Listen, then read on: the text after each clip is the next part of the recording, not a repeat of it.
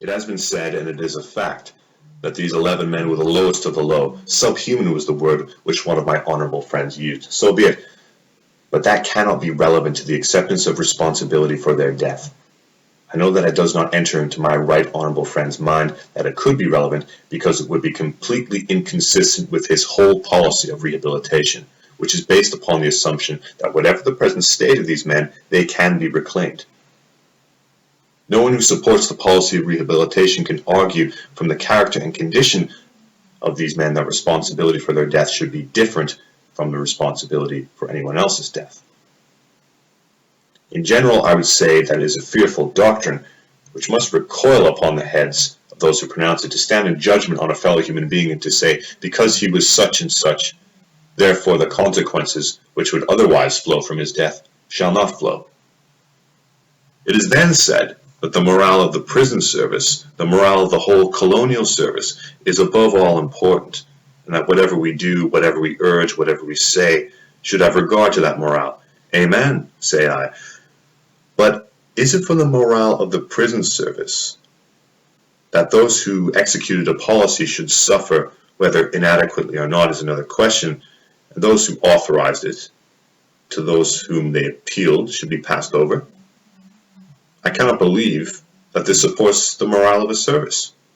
Going on beyond that, my honorable friend, the member for Leicester South East, reminded the House how proud the Colonial Service is of the integrity of its administration and its record. Nothing could be more damaging to the morale of such a service than that there should be a breath or blemish left upon it. No, sir, that argument from the morale of the prison service and the Colonial Service stands on its head.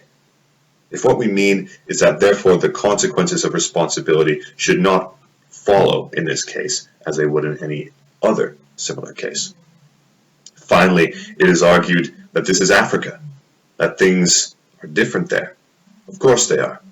The question is whether the difference between things there and here is such that the taking of responsibility there and here should be upon different principles. We claim that it is our object, and this is something which unites both sides of the House, to leave representative institutions behind us wherever we give up our rule. I cannot imagine that it is a way to plant representative institutions to be seen to shirk the acceptance and the assignment of responsibility, which is the very essence of responsible government. Nor can we allow ourselves to pick and choose where and in what parts of the world we shall use this or that kind of standard.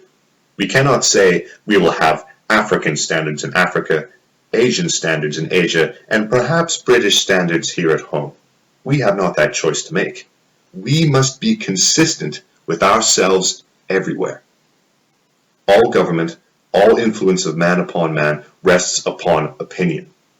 What we do in Africa, where we still govern and where we no longer govern, depends upon the opinion which is entertained of the way in which this country acts and the way in which Englishmen act. We cannot, we dare not, in Africa of all places, fall below our own highest standards in the acceptance of responsibility.